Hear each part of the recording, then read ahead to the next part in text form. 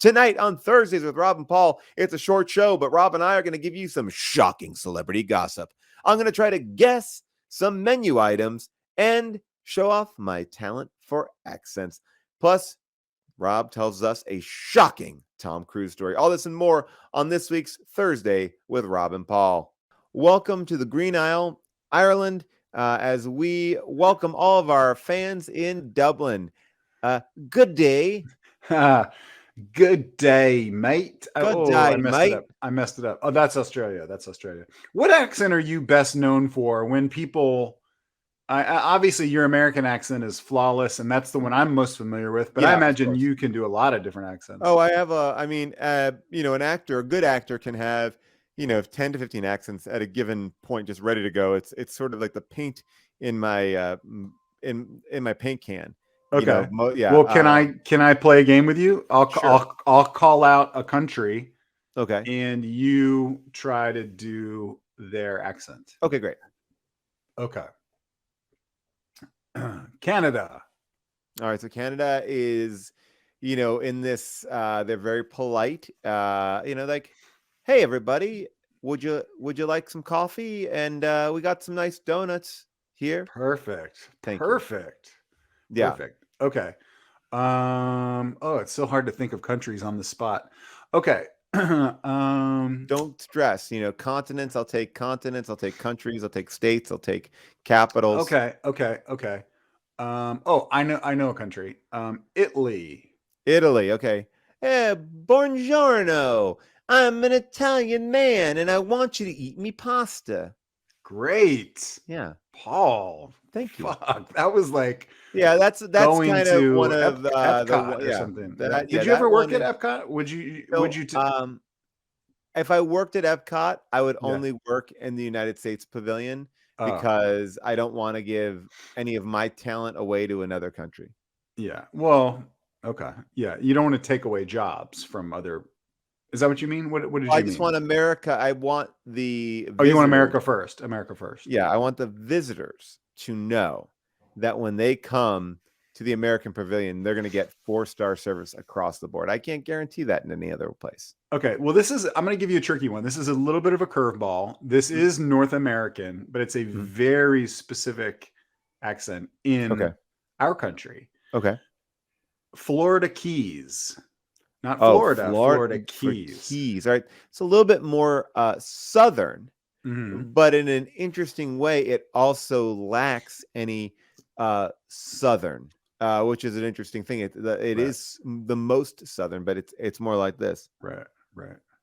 What you doing there? Gonna get your back at my swamp. Great. Yeah. Golly. Yeah. So again, this is not to make anyone feel bad. It's years of practice. It's having an ear for dialects. It's I'll take one here. I'll take one from the chat. Chat anyway. Oh, great. Name anything you want. Someone said Shrek. Well, Shrek isn't a country. I wouldn't take Shrek. I don't do. I think they meant that your last Florida Keys accent sounded like Shrek a little bit. All right, here, Jamaican. All right, Jamaican. All right. So how about Jamaica? Like, hey everybody, it's Paul from Jamaica. Great. And yeah, making me crazy. That's how they talk. They have that that kind of weird rhythm to it, right? Yeah, exactly. It's more about the rhythm on that one. Yeah. Mm-hmm. Someone says, I'll do one more. Okay, one more. And then we got to start the show. All right, we'll start the show. All right, how about this one? Oh no, let's see.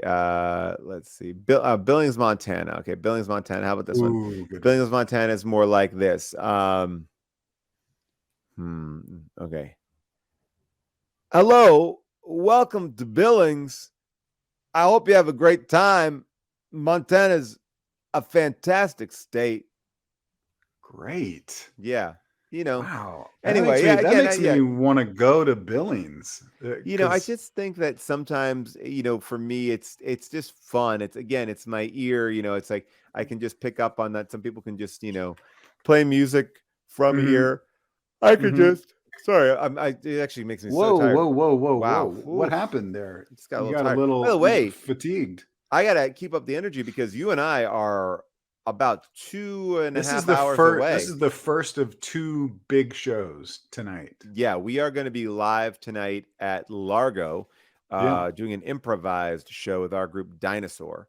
And we got Nicole Byer there. Yeah. Yeah. Who else? Manzukis is going to be there. Lisa Gilroy is going to be there. And we haven't announced it yet, but I can announce it now because by the time, well, first of all, it's sold out. And by the time most of you see it, it'll be over. But Seth Rogen is sitting in with us tonight and improvising with us tonight. True story. That's true. Yep, true. That is true. Because you told me that, and I didn't know that Seth could improvise, or not that he can't improvise, but that he would want to do that on stage. You know, I think that he had seen a show and he's like, oh, I want to do more of that. And I was like, come play with us. Cool. You know, so really that fun. Was so that's gonna be a bunch of fun tonight at Largo. Not that you can. There's no. I mean, I'm advertising it for no one. I think Seth is from Canada, right? You could probably bounce that Canadian accent off of him. Oh, I mean, that's where I kind of picked it up. Yeah, from him. You know, listening to his cadences. You know, right. You know, Rob, I did post something today that it's Jimmy Kimmel's 20th anniversary today. I saw that post of yours. I liked it. Yeah. By the way, I haven't gotten the. You know, we could talk about this off air, but usually when I like your posts, you Venmo me some money, and I didn't get any money. I'm so sorry. Today's been a busy day, so I will get on that Venmo. I'm so sorry about that again, and I appreciate that. And I like I say to everybody, you know, my Venmo is hubtastic. So. Thank you, and I will definitely get in there. Yeah, because I did like it. I liked the post, and I appreciate it. Sometimes I say if you like and comment, I will give you, you know, I just depending on how much it feels, you know, real. I just wanted you to remind you. Oh, well, no, we could talk about it offline. Okay. But you know what I was thinking about that? Like, I do believe, not that Jimmy Kimmel's ending, so there's no eulogy for the Jimmy Kimmel Show, but I will say that 20 years, the Kimmel Show continues to do really fun, crazy stuff. And one of the things that I feel so lucky that we got to do was when Human Giant was coming out, he let us do a sketch the same way you would let a band play a song. Yeah. They let us do a sketch where we shot t-shirt cannons into the audience. And it was like this entire bit where we came out as those characters, right? As the t-shirt squad. And we're like, hey, what's up, everybody? So I'm trying to remember how it went. So we started it off normal, like we're shooting t-shirts came out into like the Jimmy crowd. Kimmel's like, well, you know, we're going to keep you guys pumped up tonight. Please welcome the t-shirt squad. We're like, all right, everybody, let's go. And we're chanting, we're doing all that sort of stuff. And then it quickly turned into a robbery. And then the robbery was revealed that that you and Aziz and I were actually all against each other. So like Aziz kills you. That's right. And then Aziz like kills me to take all the money from the audience. You know, it was like so we basically we held everybody up. It was like a huge holdup with our t-shirt guns, and then Aziz shot me in the back with the t-shirt. You died, and then we also were wearing ski masks. Yeah, that was fun. I don't think that there is. I mean, the only thing I remember about doing that sketch was we used to do it on stage, and like everything, if you've been a fan of this show, we did always went long. And that sketch would go long on stage, and the Kimmel people were like, we got to tighten it. We got to tighten it. We got to tighten it. So I remember us just like really rehearsing it to like the top jokes, but still the fact that we got to go out there in our stupid wigs, shooting t-shirts at the audience was awesome. And that Kimmel Show, I think what people don't remember is like, they were the first show to do like stuff like that. They also, when they first started, had like a bar where the audience could get drunk before the show. Yeah. Remember I think that became a problem. Hey, I want to talk about that. I just want to ask in the chat, why is there like a bot, some weird thing of like, how do we keep the chat? There's some like, if you go back a little bit, there's I took them out. Oh, good. Thank you, Molly. Yeah. Oh, by the way, somebody's saying, well, Conan did it with Amy Poehler. No, that's a sketch that the Conan writers wrote. Conan used to do sketches. We were a sketch group that was allowed to come on. We were like an outside, outside entity where they just let us come in and do a thing that we wrote, and they Right. just Not let us do associated with that. the show. Yeah. It was Yeah, like, and I just think I always thought like it was a fun way to highlight a sketch group. It's like instead of having them on the couch, one of us on the couch telling a story about whatever, like have us come out and and then just do what we do.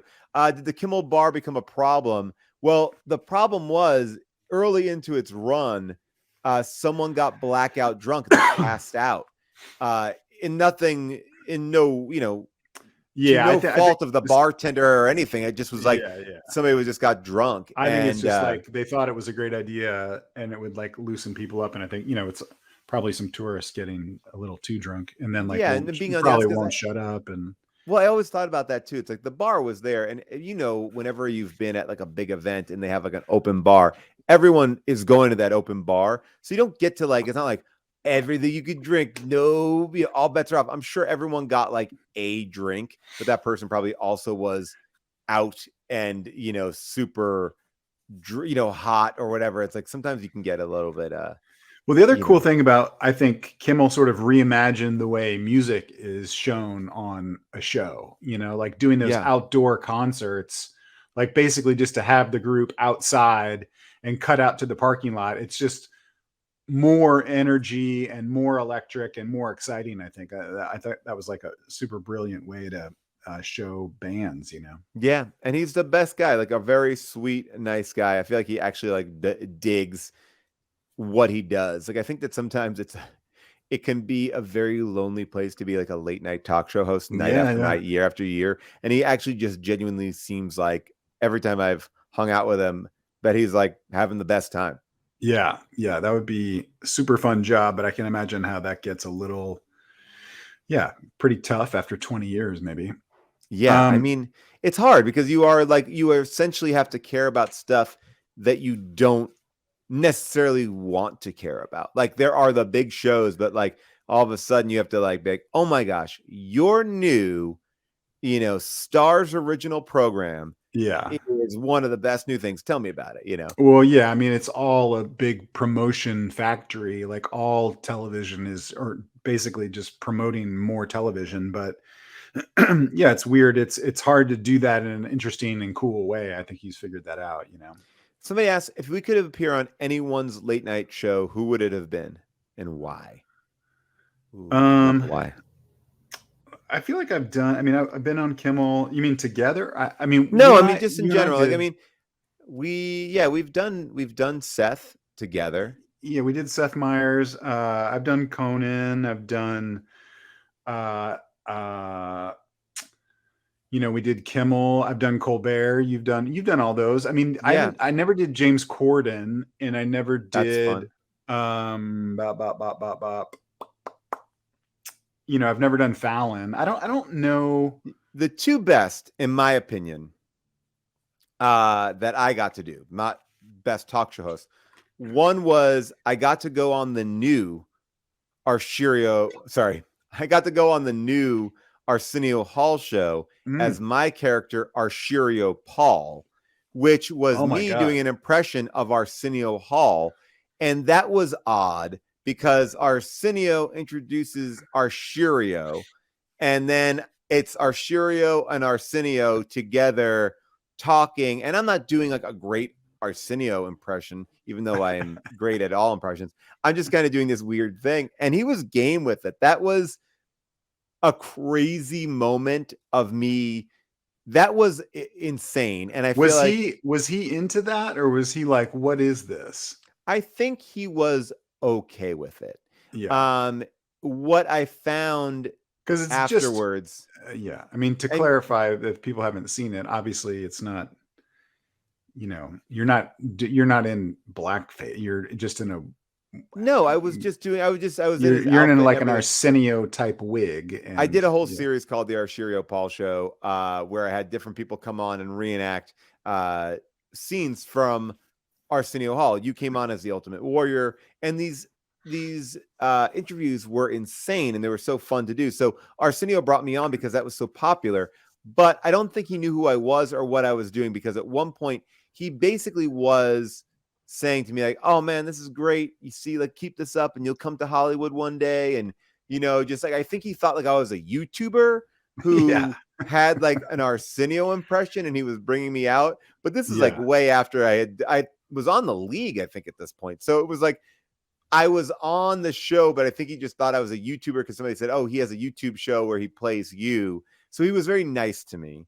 The scariest talk show that I ever went on physically was the Bonnie Hunt show, because the Bonnie What? Hunt show, they said, "Hey, you could come out through the door or you can go down the fireman's pole." And they're like, "You should go down the fireman's pole." No one ever goes down the fireman's pole. And I was like, "Okay, I'll go down the fireman's pole." But then I'm up on this landing that's like 15 feet above the stage. It's super What the rickety. fuck? I'm standing there, and then the gap between the end of the ledge and the pole was wide, and I had to really kind of like jump on to the pole and slide down. And That's the nerves of that, of just like trying to be smoothly walking across, jumping on a fire pole and sliding down that's was daunting. crazy. Yeah, no rehearsal. The nicest thing happened to me on Conan. I was, because we both kind of came up doing bits on Conan when we were just starting out, because sort of through UCB we knew some people who were working on the show and they would cast a lot of UCB people and stuff. But so to go back as like a guest years later, was wild. But Conan, right before I came back, right, behind that little wall, and was just so nice. He was like, just kind of telling me what to do. Like he was telling me like, kind of like, don't swing for the fences, like just be yourself and like tell stories about like, yourself, like, which I thought was great advice. Cause I think sometimes people come on there, especially it was, my first time as like a guest on the show. And I think sometimes people come out and just try to take over and tell like the fucking most epic story in the world. And he was like, just be yourself. And I thought that was good advice. The first time that you ever do a talk show, it is the most daunting thing because you are doing something, and I didn't understand what I was supposed to do. The first talk show I ever did was David Letterman. David Letterman was my favorite late night talk show host at that point. I grew up with Letterman. It was like the best thing ever. And it has like so many special moments to that day, but I didn't know what to do. And Letterman, I guess, was traditionally a very rough show to do. Like it was, like Letterman was very much somebody who was strict on what they wanted you to do. And, when I got there, I had done this pre-interview where I talked to him about like my stories, and then they wrote up like an 8-page document and they gave it to me and they said, "All right, so here's the question and then you'll answer this." And it was my story, but compacted and, and cleaned up. And I got super nervous. Like I had to memorize like 8 pages of my own stories, where I think now people just look at it, go, "Oh yeah, those are the beats I need to hit," et cetera, et cetera. But it was very specific. And the guy came in, he's like, "Okay, so here are the 8 questions. If Dave likes you, he'll ask you question 4, 5, 6, 7, 8. But if he doesn't, he'll stop here at 4. So I already knew like the deck was stacked against me. Like I only had like 4 questions if he didn't like me and more if he did. So like I'm trying to get his approval in the interview. And I go out before the show and, you're backstage, and I was backstage with Biff Henderson, and Biff Henderson, was the stagehand on that show for years.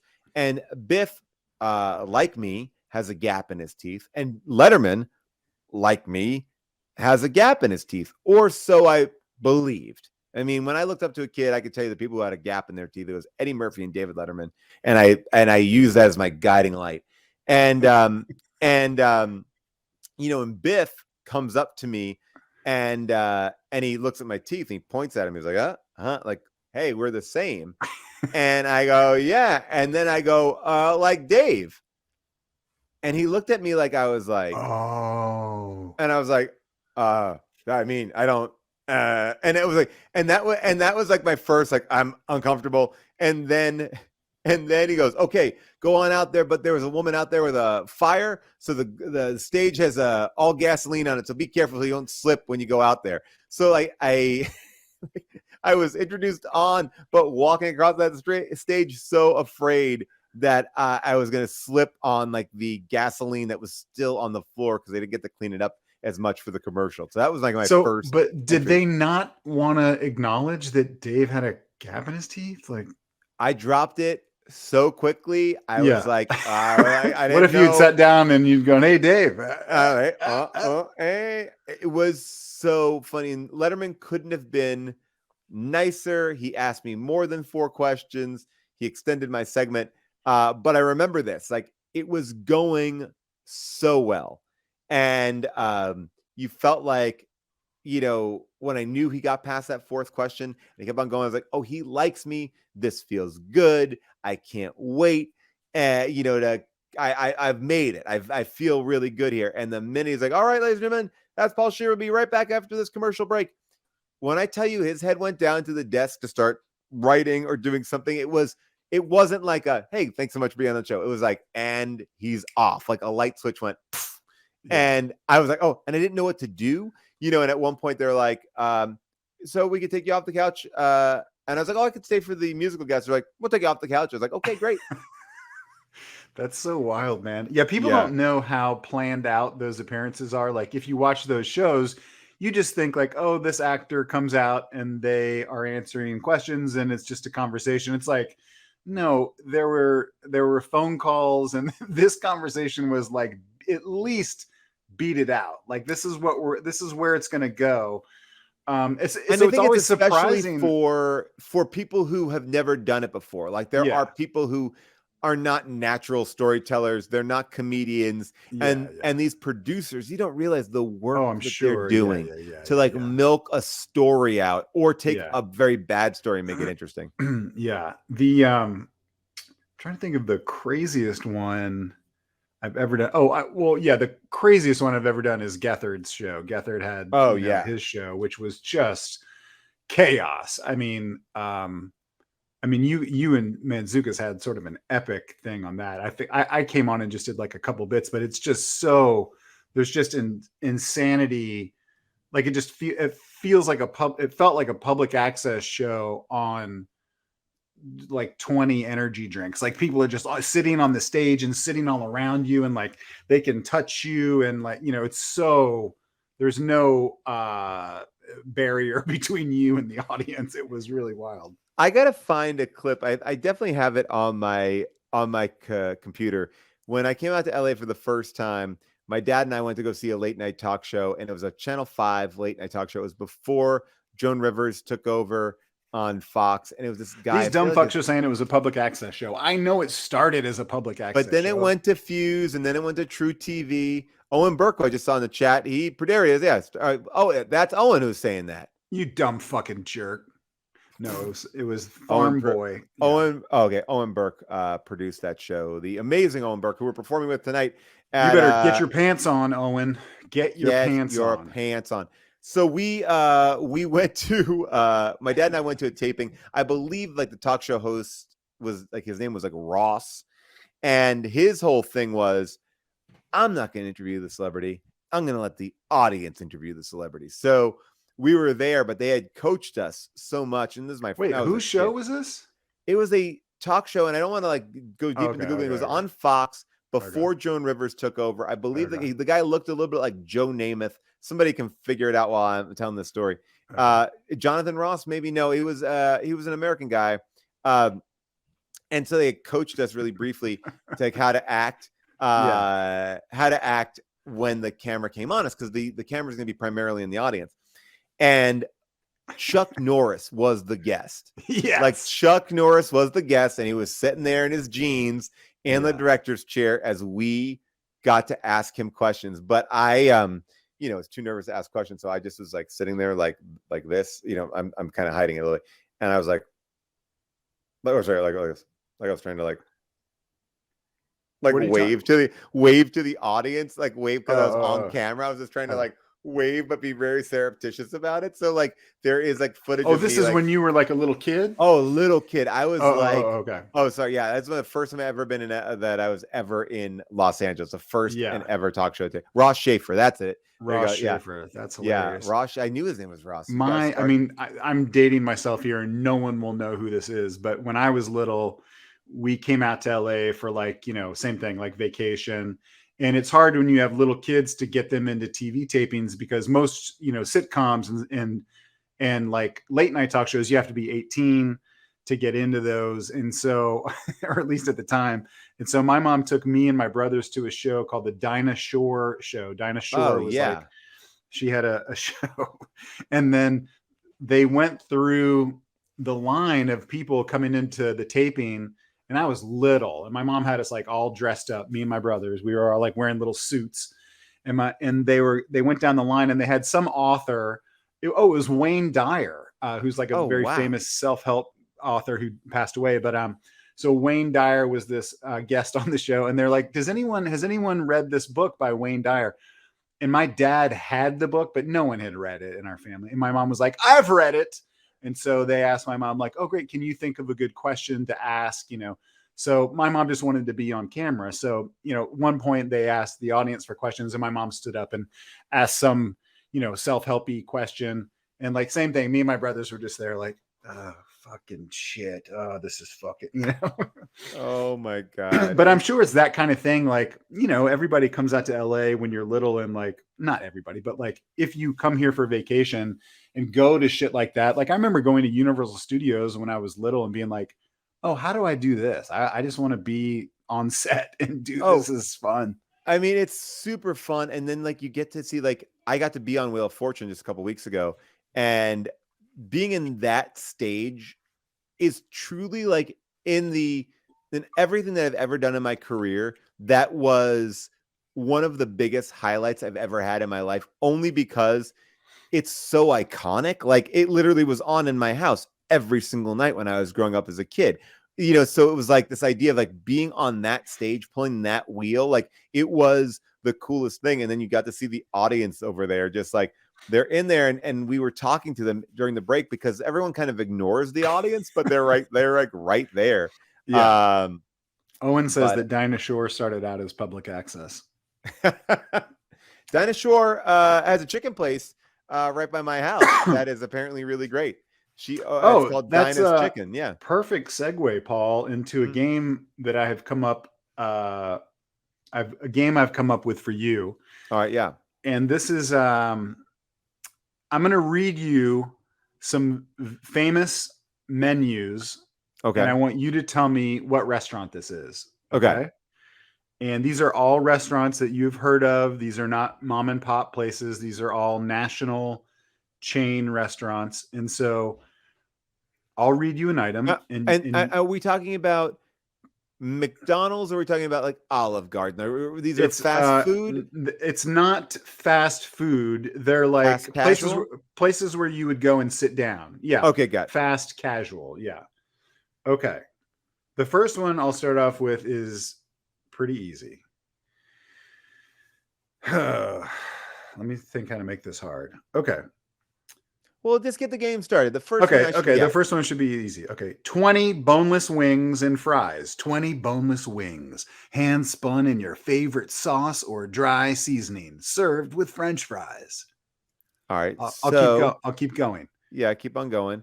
Well, I mean, I'm thinking boneless wings, juicy all white chicken, lightly breaded and perfectly crispy. You're saying this is like this is not like okay. Well, did you think they're going to have like clever names like I don't want to. Yeah, I mean, okay. Wingstop. Good guess. You're not right. Buffalo Wild Wings. Buffalo Wild Wings. Oh, you're looking in the chat. No, I didn't. No one put Buffalo Wild Wings. Sorry. I should have said BWWW is Buffalo Wild Wings, Paul. Right, no cheating. All right. The chat can play along. All right. It was Buffalo Wild Wings. Okay, that was an easy one. Well, why would you start with boneless? To make it harder. Okay. Okay, here we go. This one's one that I know you know this one. I can't read that one. That'll give it away. Okay. Seafood hush pups. Not quite hush puppies. We make them better. Hand rolled and tasty shrimp and fish with golden corn deep fried and served with blank's own homemade remoulade dipping sauce. I mean, My Okay. first Long John Silver's. Paul. Is that still around? Shrimp Shack mac and cheese. Southern cooking meets the Popeyes. sea. That's Oh, fast food. listen. Southern cooking meets the sea. Noodles mixed with sauteed shrimp and freshly grated These cheddar. are very generic items, Rob. These are okay. Red Lobster. Okay, I'll make it a little bit easier for you. I'm still going same restaurant. Same restaurant. Bubba's Far Out Dip. Bubba Gump. Yes. Okay, well, Bubba Gump is all right. Well, I needed that. Well, if I say the name of the restaurant and the menu item, I get it. I just saying, but but Bubba Gump is a ripoff of Red Lobster, right? Jeez, I don't know, Paul. I've never been there. You have a funny story about going there high on drugs, I think. Okay. I mean, so far, I don't know if I think you're doing good or not, but here I'm doing terrible. Okay, this one, you gotta use your mind here, Paul. All right. And your mouth. Use your mind and your mouth. Okay. Let me think of let me see a good one here that's not too obvious, but not too. Okay.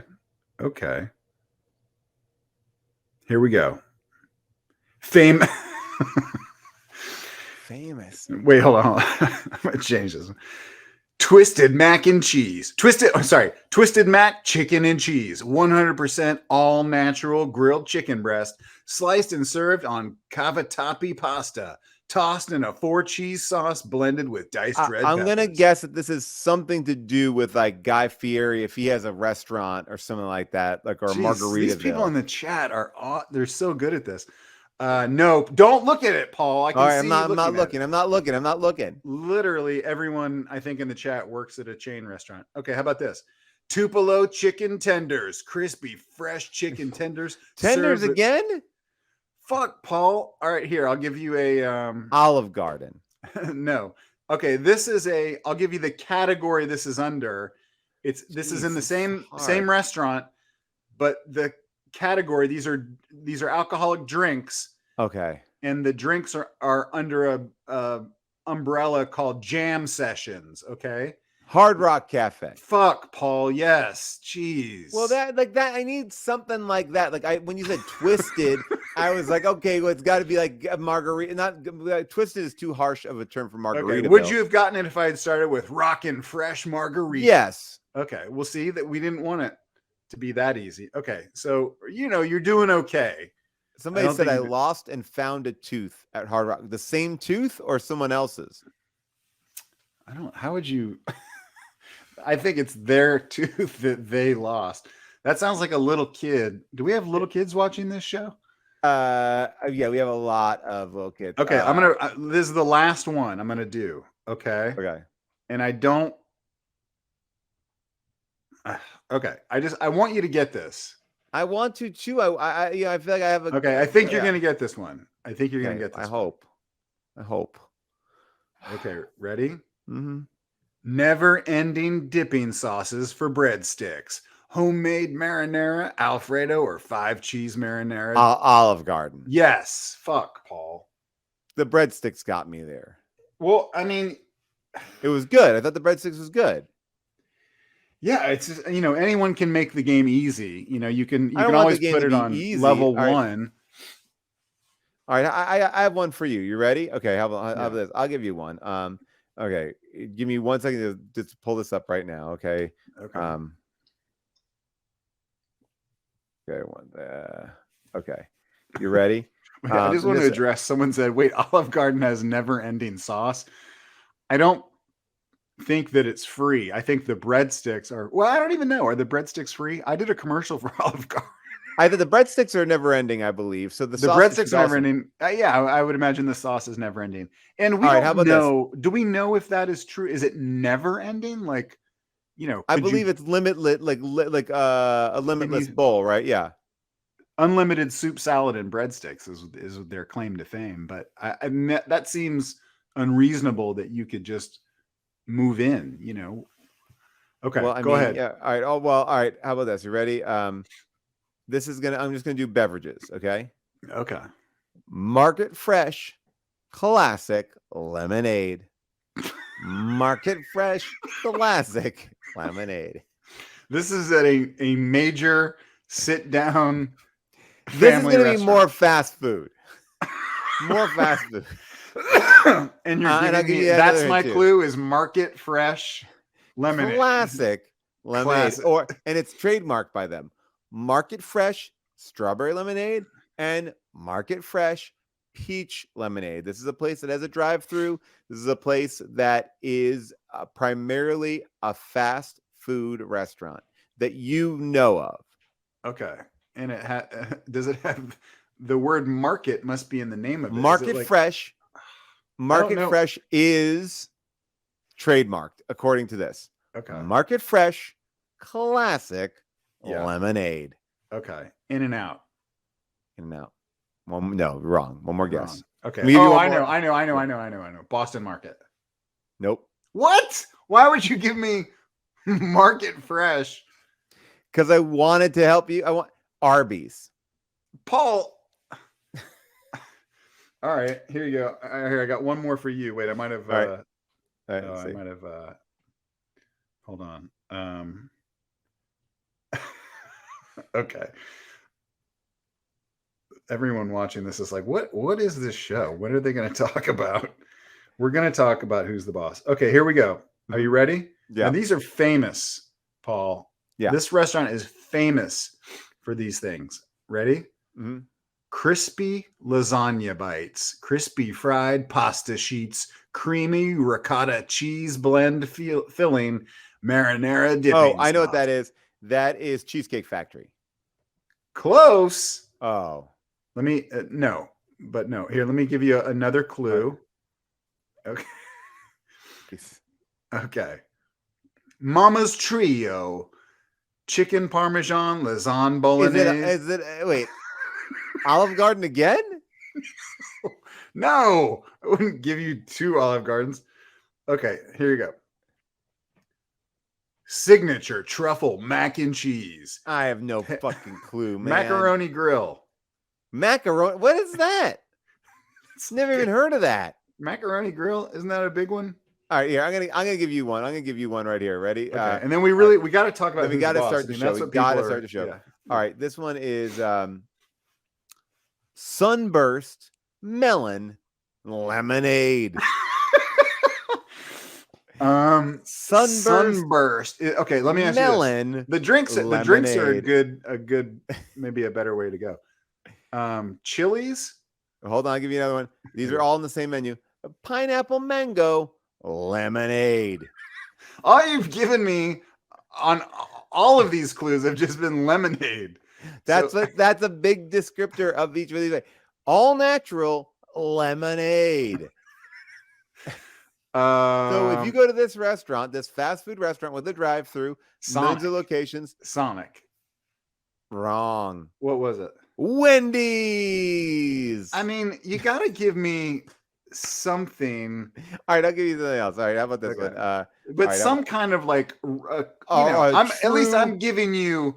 This is like Bubba and Bubba Gump. You're giving me a classic. Yeah. Okay. I have what you're saying. All right. So let me just think of something to get the menu. Okay. Okay. All right. This is a good one. Now, all right. Can you? But don't. I mean, I'm not gonna make it like a place where you would sit down. Okay, got it. Okay. All right. Like where you would take your family, but not. Okay, great. All right. Hold on. Then I'll do that. I went here once to mix results with my family. Okay. I thought it was going to be a lovely experience. I'm giving you a little background. Thought it was going to be a lovely experience. It didn't turn out as great as I had planned. Okay, here we go. The thing. Let me guess. Lemonade. A lemonade. Okay. Okay. Freshly squeezed. All right. Coca-Cola. No. All right. New protein pancakes, strawberry banana, a fresh flip power stack for protein pancakes filled with fresh banana slices. topped with glazed strawberries and more banana slices. Wait, I'm just trying to picture what this food item is. It's bananas baked into the pancake, or it's At pancake. only 740 calories, you're getting a fresh flipped power stack. 4 protein pancakes filled with fresh banana slices, topped with glazed strawberries and more banana slices. I mean, like IHOP. Wow, you got right out of the gate. Really? Yep, IHOP. There it was. Okay, good one. Good one. Now you know how to do it. All right, we'll do this again sometime. You know, and Rob, and I there's a part of me that feels bad because a lot of people think that this is where we make all of our money, like, hosting this show. But the truth is like, Rob and I have to supplement our income. Yeah. And we've taken up a job, and it's actually kind of fun. We do paparazzi on the side because it really fits our hours and our schedule. It's a hustle, man. It is a hustle, but it's at this point in our career, we know some celebrities and we know where they might be, and so you can get paid on the DL. If you go to certain supermarkets or hangouts, you can get great shots of celebrities, sell them to TMZ or whoever. And we are, and what the thing is, Rob and I are getting some shots of celebrities in some shocking,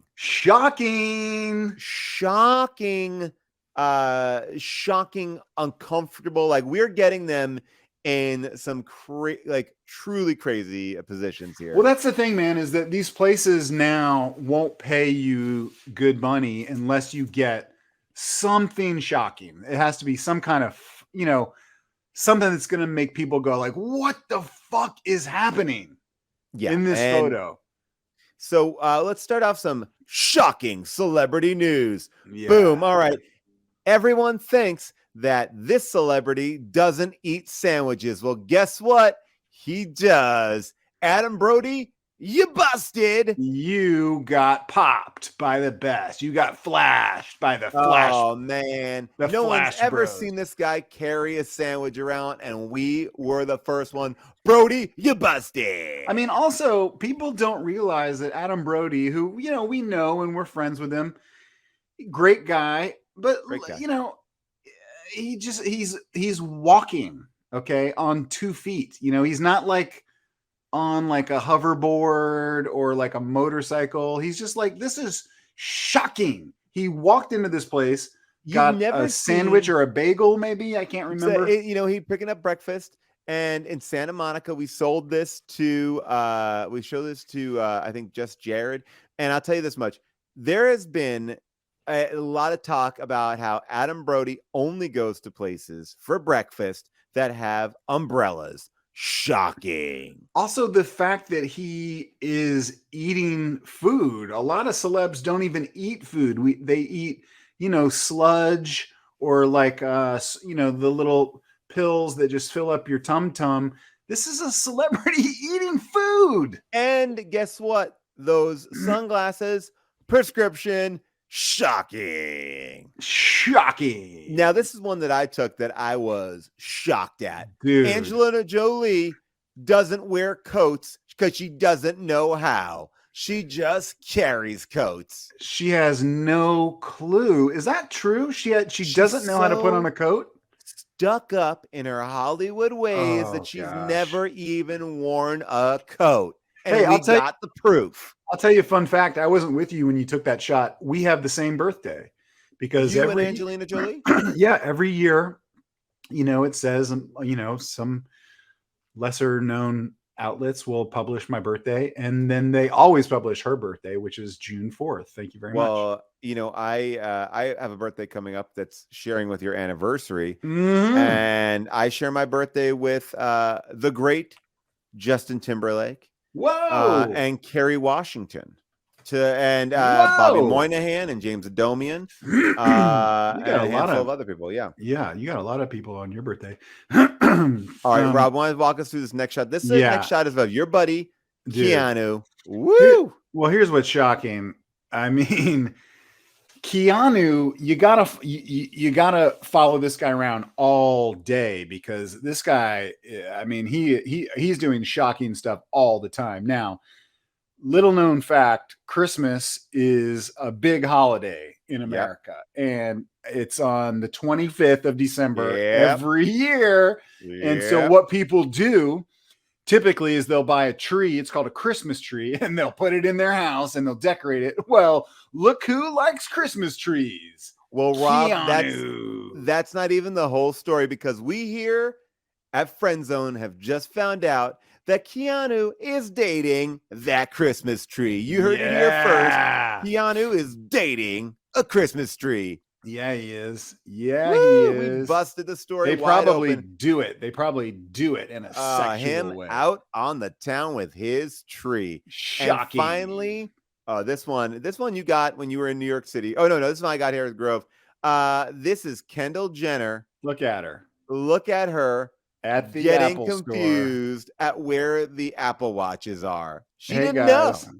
Hey guys, I'll meet you over at the Genius Bar. Look, did they clear the store for her, Paul? It looks like there's only Apple employees working there in the background. Yeah, well, you know what happened with Kendall was that Kendall was talking to her friend, but then her friend just like went and started looking at the iPads, and she didn't realize that her friend went looking for the iPads. And when she turned around, she's like, "Where's my friend?" And we got her. Yeah. Busted. Flashed. Ba-bow, ba-bow, Nice. ba-bow, ba-bow, ba-bow. Now let me ask you a question about Kendall. Does she peep and poop like everybody else? Does she peep and poop? Yeah. Kendall Jenner is known to peep but not poop. Okay. And that is because some celebrities I know peep, but they don't poop. Well, I've done that thing. I have a lot of friends who do that thing where they sew their butthole up, and then what they do is they have a medical procedure to empty their bowels once every 6 months. It's so much more convenient. They just cut you open and take out all the solid waste. Yeah, that's easier. Yeah. And Rob, this is one that I think that people are going to be shocked at. Oh yeah. Guess who checks the expiration date on yogurts? Shocker. Ooh, she doesn't trust the supermarket to pull the expired yogurts, so she decides she's going to pull them herself. Yep. Yeah. Look and at her. Rumor is that's why Tom Cruise divorced her, because she never trusted him to check the yogurt tops. And she's always looking for a better deal on eggs and dairy products. Bummer. Busted. Katie, you just got busted. Now, I don't know who this is exactly, but I can't remember. They're doing a great job of hiding their identity. But I don't know. Could that be nobody? I mean, is that just maybe just like a friend? No, that's somebody. I think it's somebody. But I know I pulled it, Molly. I just don't remember who it was. But the point is, maybe is it Charlize? Is it Charlize? I can't tell. I want to show you one that I found, and anyway, shocking that celebrity bought groceries. Always shocking to see a celebrity buying groceries. I'm going to show you this one. Hold on. This is like one that I think is actually. Hold on. I'm just going to get this all ready to go. Oh, damn it. Hold on. Let's see if I can get it. If this will be worth it. It probably won't be. All right. I'll show you this one. This one got a lot of different attention this week. Hold on one second. I'm just going to try to blow this up. All right. So Rob, check this out. This is a piece that I got. 2 celebrities that are dating. Oh boy. I caught them out on the street. Oh, I hope it's who I think it is. I hope it's who I think it is. You're gonna be pretty amazed when you see this. Check out who I caught canoodling. It's gonna be shocking. Yep. 2 Navi out and about. They're celebrating their huge. Where did you find them? How did you flash them? It was right out in front of an Arby's. They both go there for the Market Fresh lemonade because it's the most flavorful thing since their homeworld. It has that same kind of Navi water, and wow. Yeah. Caught cheating out on the street. That's right. They're both married, and this is as big as the GMA scandal, and I got it on tape. Now they're going to probably get a divorce from their Navi spouses, right? Well, I heard that they may not even be able to be in Avatar 3 because of all the drama it's causing. That's nuts. Rob, I want to congratulate you on your movie that's coming out this Friday. Oh, thank you. You people. And I hear the movie. In all seriousness, I have not seen it, but I hear it's really good. It is not the my movie. trailer- I think I have one line in the movie. Me and Nelson came in, and when I went there, because Kenya, I did some stuff for Kenya on Blackish, and then I did a pilot that Kenya wrote. So Kenya's always What been pilot super was cool that? to me. It was this pilot with Tony Collette called Unit Oh, Zero. I didn't Yeah. realize that he wrote it. That was an hour He long didn't. drama, right? Oh, He didn't write it. Sorry, I misspoke. He okay. produced it. He was like the Got EP of it. A very funny woman from Blackish wrote it, Lindsay. But she. But anyway, so me and Nelson show up, and I just got a call like, "Hey, do you want to go do this thing on this Jonah Hill Eddie Murphy movie?" And I was like, "Yeah, of course." So I go over there, and they gave me like the thing that we're doing. I was like, "Oh, there's literally like one line here." And so It is, people say there are no small parts. That's but right. sometimes there are. There sometimes are small parts, and it's Well, okay. I It's made the most okay. of it. I made the most of it. Like when when the camera was on me, I did that thing of like I look in the lens. I go right That's up good. to Right it. down the barrel. I Hey, go what's right up? in the barrel, and I say I my got lines you. like this. Yeah. So they, so people can see it's me. And I also do a little trick when I don't have like a big scene. If I just have like a few lines, I'll do this. I'll talk real slow. That's good. Oh, wait, sorry. Is that a Colorado accent you're doing? It is Colorado. How'd you know that? I like that. Yeah. I like to do a thing where whenever I have a small part, I have a small part in History of the World. That's the new Nick Kroll show that's coming out. Nick Congratulations. Kroll, Yeah. Ike Barinholtz, and Wanda Sykes. And I have a almost blink and you miss me cameo, but I was excited to be there for our friend Nick and our good buddy Owen Burke, who produced on that show. And what I like to do is if I have a small part, I will somehow work in the name of the project in my line, so it can't be cut. So I go, oh my gosh, that's the History of the World Part 2, if I ask me. So wait, now why couldn't they cut that? Couldn't they just say we don't need you to do that? Once I just say it, there people are like, all right, yeah, all right, we like it, like because everyone, you always need to have like the titular line. I don't know. You don't hear like in Star Wars they don't say like, "Whoa, I hope these Star Wars." Lord Vader, we have another Star War. I don't think they say that. I mean, I don't know the movie verbatim, but. I mean, they definitely definitely at one point I believe like Yoda says in the second movie like, "Oh yes, an empire strike back." Does he? I thought. I'll go back and see. But anyway, your point is, you say you people? I did not say you people because I didn't know about this tip. I didn't know about this tip. That's the way to do it. Just some of your acting tips I found are not that helpful. You know what I mean? Like you gave me the tip to be extra flirty on set, and that's backfired a lot. People don't like your back rubs. People don't like it. I don't think so. I've been told to not give back rubs. Like I went up to Eddie Murphy and I was like, hey, Paul Scheer said that everybody likes back rubs on set, and Eddie Murphy was like, get the fuck. Who are you? By the way, did you work with Eddie Murphy? No, did not see him.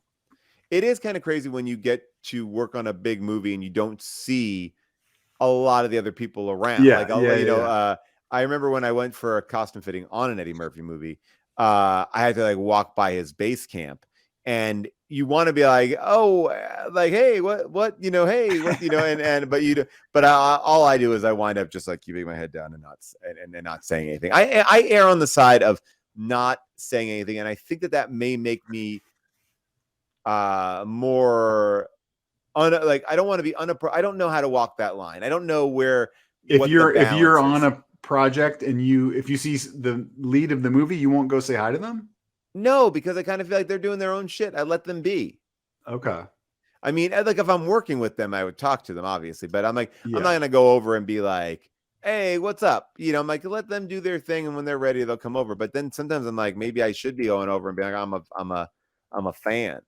I never know how to play it. I don't know. Everybody's different, I think people probably think that you are cooler for doing that. Like, oh, Paul Scheer, we got to get him in more stuff. He really blew me off. I kind of like Yeah. the way he treated me like that. That's why I got that part in Elvis when Baz Luhrmann. I wouldn't acknowledge Baz Luhrmann, and then all of a sudden when you see the new Elvis movie, which came out a couple months. Which character are you in Elvis? I'm the guy who comes. There's a scene in the crowd, and I go, Elvis. Oh, okay. And so you were on set that day, and you blew off. You didn't want to talk. I blew him off at a Moulin Rouge. Well, basically, I was doing a Q&A for Moulin Rouge, and I just ignored him. And they said we shouldn't have done that because you were running the Q&A. But I just felt uncomfortable kind of acknowledging him. I don't know. You ran the Q&A for Moulin Rouge, and you didn't ask Baz Luhrmann any questions. Is that what because I was like, I didn't want to bother him, I guess. So I don't know. He's already shown up to the Q&A. It's not bothering him. He's promoting the movie, By the way, I did do a Q&A one time, and I can't name the name of the you people. You do a lot of those. I have done a few of them, and look, you're good at that. I like doing it. It's fun because I have nothing at stake. It's like, and I also have seen so many bad Q&As that I'm like, I want to do this for the good of it's so nerve-wracking to be in front of people or be on a panel when you have a real dud of a person running a panel. It's just like a nightmare.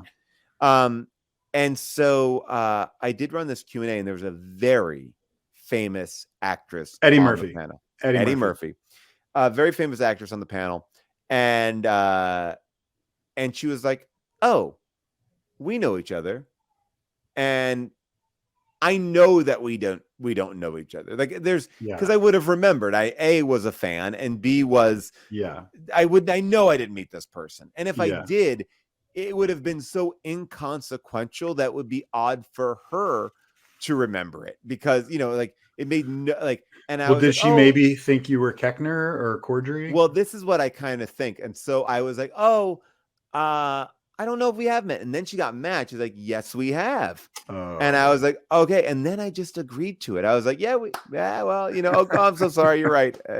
Nice to see you again. Remember that time that we all hung out? It was really, but when the person was too famous for me, it wasn't like, we may have bumped in. Sandra Bullock. It was one of those weird moments where I'm like, you maybe, but it's also, have you met have you ever met a big name and been really disappointed? Like, oh, this guy sucks. I thought he was going to be awesome, and he sucks. I mean, that's why I really believe never to meet your idols. I never want to. I don't want to approach anybody that I really like. I will tell you that I did meet Eddie Murphy, was and is still one of my favorite people.